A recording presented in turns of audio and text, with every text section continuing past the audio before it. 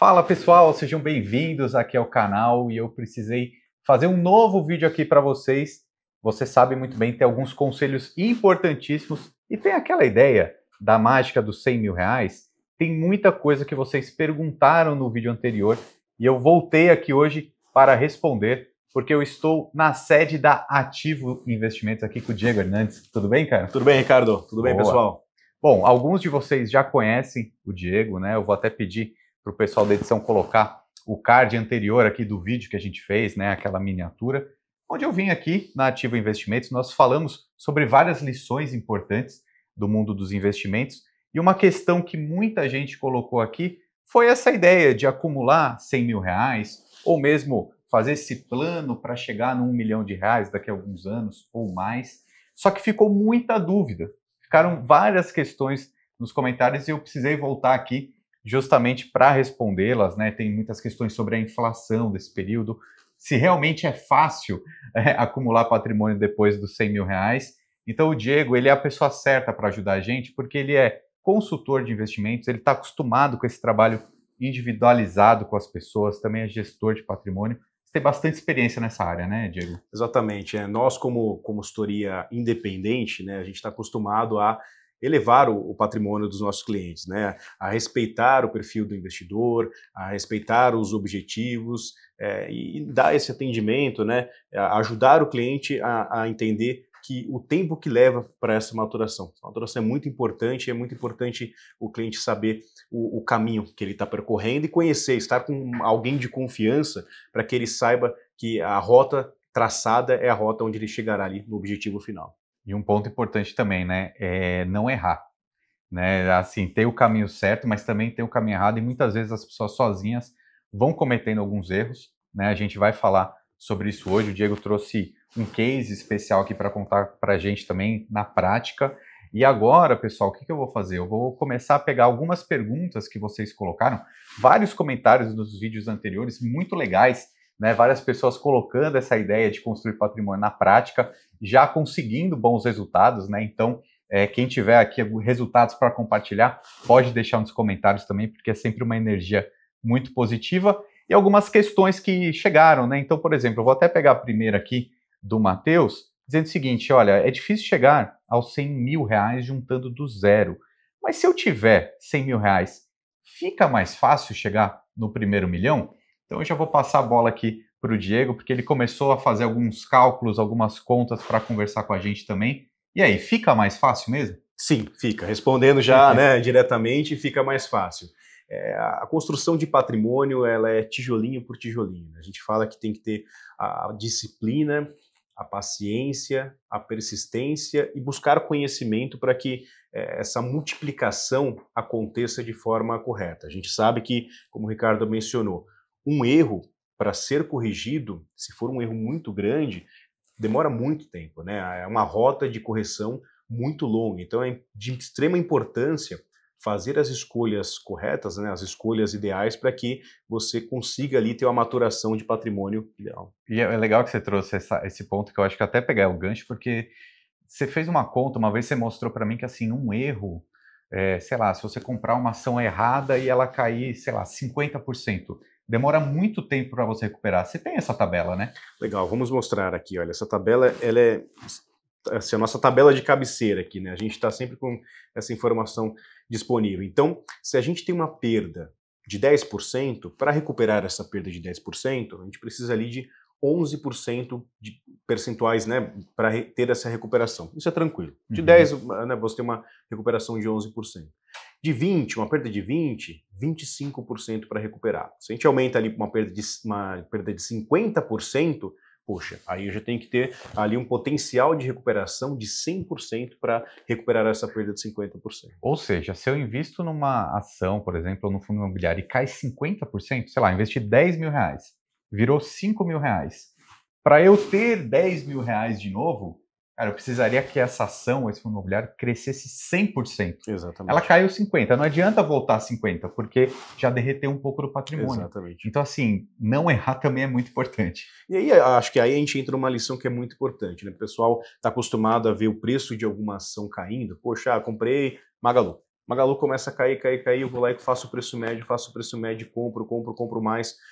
Chega uma hora, né, que você fez tantas inserções que você vai junto com aquela ação. Então, algo que o investidor sempre precisa fazer é sempre se questionar. Não existem verdades absolutas no mercado financeiro. No mercado financeiro, a gente é colocado, né, à prova, o nosso conhecimento é colocado à prova a todo momento. Então, o mercado financeiro é o lugar de você sempre se questionar e fazer uma leitura, né, entender o que os players de mercado estão achando daquele ativo para que você tome a melhor decisão. Então, acho que essa é a grande lição, né? Comprei algo, começa a cair, poxa, faz sentido ainda aquele fundamento inicial? Eu sempre, quando compro uma ação, Ricardo, a gente sempre faz a gente defende uma tese. Essa ação é boa por isso. A ação começa a cair muito. A gente volta naquela mesma tese que a gente defendeu. Quais pressupostos dessa tese estão sendo perdidos para essa ação cair? Faz sentido investir ainda? Faz sentido. A gente vai lá e faz um preço médio. Não faz, a gente estopa, né? A gente fala em jargão de mercado. A gente realiza esse prejuízo e segue para uma nova ação. Por isso que um acompanhamento e um trabalho como o Diego, que é economista, sempre é bem interessante, porque ele acompanha sempre tudo e a diversificação da carteira é sempre, acho que, a maior segurança do investidor. E aí eu quero voltar aqui para um tópico legal com você, porque a gente fala que assim, investir, chegar no primeiro milhão depois dos 100 mil reais é mais fácil.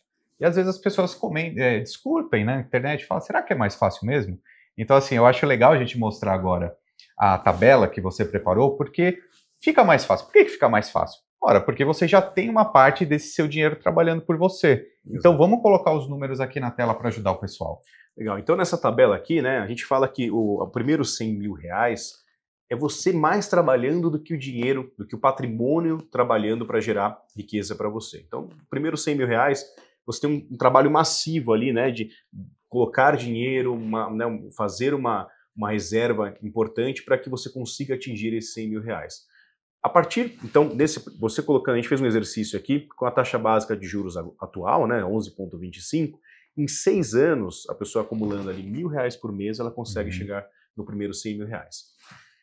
Porém, do primeiro 100 mil reais para o segundo 100 mil reais, ou seja, 200 mil reais de patrimônio, a gente sai de 6 anos de acumulação para 10 anos de acumulação, ou seja, o segundo passo demora 4 anos. Então, poxa, 2 anos já faz uma diferença gigante, né? Quando a gente fala do 100 para o segundo. E quando a gente vai aumentando isso, né? A gente vai aumentando para os 300, 400, a cada incremental de 100 mil reais, aí a diferença fica muito menor, né? Então a gente sai de 6 anos no primeiro 100 mil reais para 4 anos no segundo 100 mil reais, para, né, no terceiro 100 mil reais, quando a gente tem 300 mil reais de patrimônio, para 3. Então você sai do primeiro 100 mil para o terceiro 100 mil de 6 para 3 anos. Poxa, legal. Essa é uma diferença que você tem ali alguém trabalhando por você, né, além só de você. Então você tem alguém, um time ali trabalhando para você. Esse time que é o seu próprio dinheiro, é o seu próprio patrimônio. Exato. Eu vou até rodar aqui na tela, eu fiz um gráfico, né, para mostrar no outro vídeo, eu vou colocar aqui de novo. Veja, para atingir os primeiros 100 mil reais, a pessoa demorou 6 anos, como o Diego mostrou. Poxa, mas e os próximos 100 mil? Foi só 4 anos. E quando a pessoa já tiver com 600 mil reais, por exemplo? Pô, em só mais 2 anos ela vai acumular esses outros 100 mil e assim por diante, depois de 1 ano até chegar no primeiro milhão. Vai ficando muito mais rápido, é bastante interessante. Mas aí, muitas pessoas nos questionaram no vídeo anterior sobre a questão da inflação. Tá? Então, assim, eu pedi para o Diego preparar aqui uma planilha mais a fundo, colocando a inflação nos cálculos, né? Por quê? Por exemplo, nesse exemplo inicial aqui, em 22 anos, essa pessoa atingiria o primeiro milhão de reais. Mas, poxa, daqui a 22 anos, 1 milhão de reais, o que a gente compra com 1 milhão de reais hoje, não comprará lá na frente. Talvez 1 milhão de reais lá no futuro só compre metade das coisas que a gente compraria com 1 milhão hoje. Então a gente precisa sim se preocupar com a inflação. Mas é óbvio que a gente fez todos os cálculos detalhados para mostrar para vocês. Mas antes da gente colocar, eu quero até falar para o pessoal assim, uma grande ressalva, que isso tudo é uma simulação. Exato. Né? Não precisa levar os números que a gente vai colocar na vírgula, a ferro e fogo. A grande questão que a gente vai comprovar para vocês é que, sim, criar esse plano de investir todos os meses vai te trazer um futuro melhor, vai trazer a renda passiva. De repente vai ser em 10 anos, de repente vai demorar 20, de repente vai demorar 30. Quem já tem 1 milhão de reais hoje, de repente já está até aposentado e não sabe. E não sabe. Né? Isso é legal, né? A gente estava conversando aqui antes, que às vezes muitos clientes que chegam lá para você, de repente já tem um patrimônio grande, que se fizer uma correção na carteira, já tem renda passiva para se aposentar, né? Isso é recorrente, Ricardo, e é uma questão, às vezes, de patrimônio, não no mercado financeiro, um patrimônio imobilizado, um negócio que não anda, né? A pessoa tem lá comprou 5 franquias, um negócio que ele olha no mercado financeiro, ali taxas de 12, 13, 14%, a franquia dele dá uma taxa de 5, 6% ao ano, e um monte de dor de cabeça. Ou aquele patrimônio, aquela casa que ele tem lá, uma casa de 2 milhões, uma herança de família, que ele aluga aquela casa por uma taxa de 0,4% ao mês, ainda paga imposto de renda, tem o risco de vacância daquela casa, né, de deterioração do imóvel, ou seja, ele acaba ali, ele tem um patrimônio no qual ele já tem independência financeira e não usufrui dessa independência. Então, a gente abre os olhos do cliente para falar, olha, com isso você consegue ter no mercado financeiro, né, um retorno para que você consiga majorar esse patrimônio e usufruir dele no momento necessário. Muito bom. Então, inclusive, pessoal, se você tiver numa situação que você quiser conversar com o Diego para ter esse acompanhamento individualizado, a gente vai deixar um número de WhatsApp aqui embaixo, tá? Porque você pode conversar com o Diego, com a equipe, todo dia, porque ele faz esse trabalho de consultoria, de gestão de patrimônio wealth. Recomendo, tá? Acho que o Diego é uma pessoa de muita confiança e vocês estão vendo aqui que ele sabe muito bem o que está falando, tá bom? Vou deixar o link aqui na descrição. E aí, Diego, vou pedir para você, então, agora mostrar para a gente esse cálculo da inflação. Exato. Então, nós fizemos aqui uma simulação, né? Aquela primeira simulação foi aportes mensais de R$1.000, no qual a gente tinha ali, né, um target, né, um objetivo, R$1 milhão. Então, a gente atinge esse R$1 milhão quando tem o cruzamento dessas duas linhas, né? A linha azul cruza com a linha verde. E aí a gente chega naquele R$1 milhão. O valor poupado chega perto de R$1 milhão, que vai ser ali perto, né, de 22 anos, quando a gente falou que vai ter exatamente esse atingimento de meta. Porém, essa linha cinza aqui em cima, ela mostra a correção da meta pela inflação. Então, quando a gente chega, né, na meta de R$1 milhão, não necessariamente a gente chegou no valor de compra que a gente queria, no final das contas. Né? Hoje, se a gente falar R$1 milhão, eu compro um X PTO, eu compro esses 3 produtos. Quando eu chegar lá na frente, eu vou comprar metade desses produtos. Então é importante que a gente tenha, no momento de partida, qual que é a inflação, né, desse período projetado e o que eu vou conseguir de poder de compra com aquele R$1 milhão. Porque senão, para chegar lá na frente, você está com R$1 milhão no bolso, mas compra, né, não compra nada que você queria. Então, por exemplo, nessa simulação que você está trazendo para a gente, essa pessoa atingiria R$1 milhão daqui a 22 anos, nominalmente falando, só que para ela ter o poder de compra que tem hoje com R$1 milhão, ela precisaria algo em torno de 1.900.000, quase 2 milhões, né? 2 milhões, 2 milhões, olha que interessante. Exatamente. Então, ela precisa continuar na jornada dela para que ela tenha ali o mesmo poder de compra. E aí ela terá o mesmo poder de compra no cruzamento dessas duas linhas aqui, né? Quando ela chegar ali num prazo um pouco mais longo. Ou se ela conseguir acelerar. E aí é o que a gente fez aqui, mais 2 exercícios para que a pessoa crie ali uma disciplina de sempre aumentar o valor que ela aporta mensalmente para que ela consiga lá na frente fazer com que aquele 1 milhão, uma vez desenhado no ponto inicial, seja ali o 1 milhão corrigido pela inflação lá na frente. Tá, então a gente tem 2 soluções aqui nesse caso. Gostei dessa primeira aqui, porque, ó, beleza, essa pessoa investiu durante 22 anos, ela atingiu R$1 milhão, mas não tem o poder de compra de R$1 milhão hoje. Exato. Ela precisaria de quantos anos a mais ali para cruzar essa linha cinza? Ela precisaria de mais 9 anos. Mais 9 anos, tá. Então isso aqui mostra que a constância e a disciplina vai fazer ela chegar no objetivo, mesmo que demore um pouquinho mais. Exato. Mas ok, tem uma outra solução que eu acho que é até mais interessante, que é uma que eu sempre defendi muito, é que as pessoas não aportem sempre a mesma coisa. Tá? Por que eu falo sempre isso?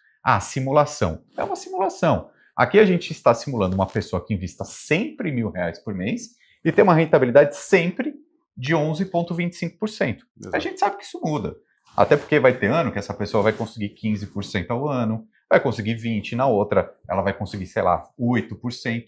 Isso muda muito. Exato. Só que o que também muda é o aporte que a pessoa vai fazer. Poxa, hoje ela consegue investir, por exemplo, R$1.000 por mês. Eu duvido que essa pessoa, no ano que vem, não vai conseguir investir um pouquinho mais. De repente vai ser 1.100, 1.200. Isso é importante, sempre aumentar os aportes. Mas como eu sei que vocês gostam de simulações e pensar um pouco mais matematicamente na coisa, o Diego trouxe aqui uma ideia de reajuste dos aportes, certo? Exatamente. Então, em vez de você deixar o aporte, porque o aporte, né, o próprio R$ 1.000 que você vai colocando nessa carteira, ele vai perdendo mensalmente ali, né, o poder de compra. A inflação sai 0,30, 0,40, todo mês, né, sai o dado de inflação, 0,30, 0,40. Então, é importante que a gente tenha esse aporte sendo também reajustado. Então, a gente fizemos mais 2 simulações aqui. Essas 2 simulações, na primeira simulação, a gente tem a correção da inflação. Então, pura e simplesmente a correção da inflação no mês a mês, para verificar, né, quão distante, quando a gente bater 1 milhão, quão distante a gente vai estar daquele ponto reajustado da inflação, e depois uma outra simulação fazendo ali 2 vezes a inflação, para verificar quão próximo a gente ficaria. Vamos dar uma olhada para ver? Vamos. Então vamos pensar o seguinte, você colocou um número de uma inflação mais ou menos de 3,5% ao ano, A né? meta da inflação, exato. Então se 3,5% ao ano é algo em torno de 0,2 por mês? 0,3 ao mês. 0,3 ao mês, tá. Então vamos pensar que essa pessoa, ao invés dela investir sempre R$ 1.000 por mês, a cada mês ela aumentou esse 0,6, que seria 2 vezes a inflação do mês. Exatamente, corretamente. Vamos ver o resultado. Vamos lá. Então, 2 vezes a inflação do mês, a gente encontra aqui, olha. Então, ele começou aqui, né, colocando R$ 1.000, no segundo mês ele já coloca 1.005, 1.011 e assim por diante. Então, quando a gente chega aqui no atingimento, né, primeiro que o atingimento do primeiro milhão, sem contar a inflação, ele acontece ali 4 anos mais rápido. Já acelera porque aumentou um pouquinho o aporte, então nominalmente o primeiro milhão chegou mais rápido. Chegou mais rápido, exatamente. Então seria 2046, ficou em 2042. O que a gente olha aqui nesse gráfico é que a diferença entre o nominal e o real, ela ficou mais encurtada, né? Então a gente chega ali, olha, a gente estava falando ali que praticamente quando a gente chegava no atingimento da meta de R$ 1 milhão, a gente ficaria com metade do poder de compra, que daria mais de R$ 2 milhões, né, o valor corrigido pela inflação. Nesse caso aqui, dá 1.800.000. Então, assim, além de você acelerar o seu crescimento nominal da carteira, você está muito mais próximo do crescimento real, que basicamente do poder de compra que você detinha antes para fazer essa aquisição, esse crescimento de carteira. E o melhor, né, Ricardo? O melhor é que quando você cruza a linha azul com a linha cinza, isso não é mais em 2055, é 2048. Ou seja, você acelera ali 7 anos o seu processo de acumulação de riqueza e preservação de patrimônio. Muito bem. Pô, eu vou só pedir para você colocar mais um exercício aí nessa planilha, porque assim, muita gente que está acompanhando a gente pode estar pensando o seguinte, pô, mas você está colocando uma simulação de 11,25%, que é só a taxa Selic. Pô, a gente sabe que até na renda fixa a gente consegue, sei lá, 130% CDI, sim. Né? Dá para melhorar um pouco essa rentabilidade, não dá não? Exato. As condições de mercados atuais, a gente consegue 14%. A gente pode fazer uma simulação 14%, por exemplo, para dar uma olhada. Então, alterando aqui, Ricardo, né, o investimento para 14%. Então, acho que esse é um ponto de fundamental importância, né? Investir bem, né? Ter as melhores opções, procurar taxas mais elevadas ao longo do tempo, com melhores escolhas, acelera o processo também, né? Então isso é muito importante, ter ali um acompanhamento, ter, né, um bom caminho a seguir para que esse acelerador aí seja um acelerador bem calibrado, né? Então a gente mudando aqui para 14%, veja que interessante, a meta que seria atingida em 2042, naquele exemplo anterior, ela é atingida em 2040. E o melhor, fica muito mais próximo da meta atingida com a correção da inflação. Então a gente bate muito mais rápido a meta de juro nominal e a meta do patrimônio real, ou seja, o poder de compra ele fica muito mais próximo. Então assim, a conclusão que a gente chega aqui, né, escolhas melhores com, né, rentabilidades mais interessantes, a persistência, a correção dos aportes. Isso vai levar você a um caminho seguro e um caminho de crescimento sustentável e sem perda de tempo no meio do tempo, né, no meio do caminho. Legal, muito bom, Diego. E deixa eu compartilhar contigo aqui mais um comentário que deixaram no nosso último vídeo. A Rosana falou que, putz, investimento é tudo, quem dera saber disso mais jovem. Ela diz que em 4 anos ela juntou R$100 mil e a meta dela é que nos próximos 5 anos ela chegue nos 500 mil. Então ela entendeu bem essa ideia do acúmulo, né, de riqueza, isso vai sendo gerado no longo prazo, Mas também tem muita gente que acaba cometendo alguns erros, né? Erros de diversificação, de pulverização, de relação risco-retorno. Você trouxe até um case para comentar com a gente, né? Exato, a gente tem um case, né? Um case que chegou para a gente aqui, um cliente chegou extremamente preocupado com a situação financeira dele, porque ele, na verdade, ele queria acelerar esse processo e ele sempre ouvia dizer, né? Ah, poxa, quanto mais risco, maior o retorno. E isso é uma falácia, no final das contas, né? Quanto maior o risco, maior a sua propensão ao retorno, maior a sua probabilidade de retorno, mas não necessariamente o retorno é maior. Por quê? Se o retorno fosse maior, o investimento de maior risco seria de menor risco. Né? Seria verdade. Muito mais Já seria óbvio, né? Exatamente. Então, poxa, é só colocar o maior risco que eu tenho maior retorno. Então todo mundo faria isso, né? Seria muito mais tranquilo, muito mais simples, né? Então, chegou esse cliente pra gente aqui. A carteira dele tinha 90% em renda variável. E apenas o que ele tinha de renda fixa era a reserva de emergência. Então, ele achava que a renda fixa servia só para a reserva de emergência. É um cliente novo, né, 38 anos de idade, uma carteira de 1.900.000, um patrimônio total de 2,5 milhões, 40 mil reais de renda e o perfil dele moderado, ou seja, ele estava completamente fora ali do seu perfil. Então ele estava ali sofrendo muita volatilidade de patrimônio, passava um calor danado com o mercado financeiro. Então o objetivo dele era uma independência financeira em 10 anos, reduzir essa volatilidade, né, e melhorar a rentabilidade da performance da carteira dele. Ele não batia nem o CDI há muito tempo. E continuando desse formato que ele estava, né, com as escolhas que ele tinha feito, bater o CDI era algo que estava muito distante. Então, o que a gente chegou aqui à conclusão? Qual foi o nosso diagnóstico dessa carteira? Né? Primeiro que estava completamente desenquadrado o perfil do investidor. Segundo, ele tinha uma quantidade excessiva de ativos. Então, na ânsia de tentar acertar, ele comprou 26 FIIs e 21 ações. Nossa, não consegue nem controlar isso tudo. Cara. Ele nem sabe direito o que é a empresa. Às vezes com uma empresa pequena, mas small cap. Então, assim, poxa, você vai perdendo a mão, né? Você não tem uma estratégia bem desenhada, um caminho a seguir. Então, era uma pulverização. A gente, né, diversificação é interessante, pulverização, não. E utilização de FIIs na carteira com a função de renda fixa. Então, ele achava que o rendimento dos FIIs, os FIIs de papéis, tinham aí esse instrumento de renda fixa. E não, na segurança do seu portfólio, você faz em renda fixa e o FII ele serve ali para tentar dar, né, um retorno maior do que a renda fixa. Mais. Exatamente, sim. Esse é o objetivo. Então, o que a gente fez para corrigir a carteira desse cliente? Né? A gente transformou a carteira dele numa carteira moderada, que era exatamente o perfil dele, internacionalizamos essa carteira, então criamos uma fatia com a parte de renda variável que lhe cabia, a gente comprou ações no mercado internacional e fomos muito beneficiados com o aumento do câmbio, né? O real estava um pouquinho mais apreciado, depreciou um pouco mais o real e a gente foi bem beneficiado com isso. Então, qual foi a estratégia implementada? A gente enquadrou a carteira, né, do perfil do investidor, a gente comprou emissões bancárias, então CDBs, LCIs, LCAs, para fazerem a função de cada 3, 4 anos vencer um dinheiro para a gente repensar o ciclo econômico para fazer as compras.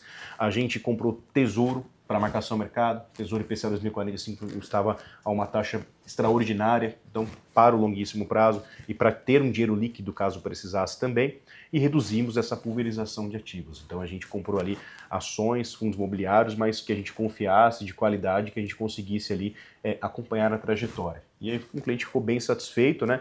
Consigo dormir mais tranquilo com o mercado financeiro. Legal, porque realmente esse é o objetivo, né? É o investidor dormir tranquilo. E eu acho que a diversificação da carteira, ela faz muito sentido. E eu queria te perguntar uma coisa, você que está acostumado a atender vários clientes, e normalmente eles têm um patrimônio já um pouco maior, né? Como o caso que você trouxe aqui, era um rapaz que já tinha quase 2 milhões de patrimônio. Você enxerga isso? Você acha que as pessoas que têm um patrimônio um pouquinho maior acabam até sendo um pouco menos tolerantes a risco? Ou seja, se você já tem um patrimônio bom, de repente você aumentar parcelas em investimento, tanto em renda fixa quanto dolarizados, pode fazer sentido? Sim, faz muito sentido, né? Até mesmo porque quando você tem um patrimônio relevante, o 1% que você ganha sobre aquele patrimônio, o ganho absoluto, é um valor considerável, né? Um patrimônio de 2 milhões de reais, você ganha 1%, sim, poxa, 20 mil reais. Então, eu diria que assim, no Brasil principalmente, com a estrutura de juros que a gente tem, investimentos em renda fixa são muito rentáveis, né? Mas ficar nele por si só né, acaba deixando a carteira um pouquinho estagnada. Então a gente procura a renda variável para ter o ganho acima da renda fixa. Esse é o objetivo. Não, e é legal isso que você trouxe, porque eu acho que também essa é uma mudança, né? Por exemplo, algumas pessoas colocaram isso, né? Ah, mas beleza, depois dos 100 mil reais, o que que eu posso fazer? Eu acho que quando a pessoa começa a atingir 300, 500, 1 milhão de reais, esse ponto é legal. O aporte mensal parece que ele vai ficando menos relevante, porque já tem uma bola de neve de dinheiro ali do patrimônio rendendo. É o que você falou, você consegue 1% a mais de rentabilidade, pô, seu patrimônio já está tão grande que de repente você até prefere nem correr tanto risco com esse, você corre risco ali com uma fatia menor ou com os aportes, mas pô, se de repente você consegue ali uma rentabilidade de 14% na renda fixa, como você falou, pô, já é interessante, né? O aporte ele vai ficando menos relevante porque o patrimônio já está muito grande, né? Trabalha mais para você do que necessariamente o aporte que você faz. Mas acho que é legal até colocar um ponto aqui também, Ricardo. Mesmo na renda fixa dá para cometer assim, erros bem relevantes. Eu trago aqui até um erro que a gente tinha num patrimônio de um cliente que chegou para a gente, um patrimônio relevante de 3 milhões aproximadamente, e estava com uma quantidade excessiva de títulos indexados à inflação, né, IPCA mais, um título híbrido, só que ele foi prefixado a IPCA mais 3,5. Nossa, em cenário algum, IPCA mais 3,5 é uma taxa extraordinária. E na iminência, né, pelo que a gente tinha de comportamento de mercado, a gente sabia não, mas a gente previa que o mercado teria aí esse aumento do juro de longo prazo. Então essa marcação a mercado, em um momento ou outro, assustaria esse cliente. Então a gente fez essa liquidação desses ativos no momento oportuno para que o cliente não aumentasse o seu risco. Além do mais, até mais uma observação, né? Esse cliente ele chegou, e é muito importante, um disclaimer, até um aviso para o investidor, olhar na corretora se a sua corretora está colocando ali que as posições estão marcadas a mercado ou estão na curva. Esse cliente ele não via essa perda. Então a curva de juros estava subindo, a marcação mercado dele estava contra, mas ele tinha ali que os preços eram marcados na curva. Ou seja, ele só via o dinheiro crescendo, mas na hora de vender ficaria com prejuízo. Perderia, né? Então isso é muito importante. Olha. Pô, legal, muito bom. Então, Diego, eu vou pedir para o pessoal, quem quiser conversar contigo, então a gente vai deixar esse acesso pelo WhatsApp aqui embaixo, para o pessoal conhecer um pouco mais do seu trabalho, né?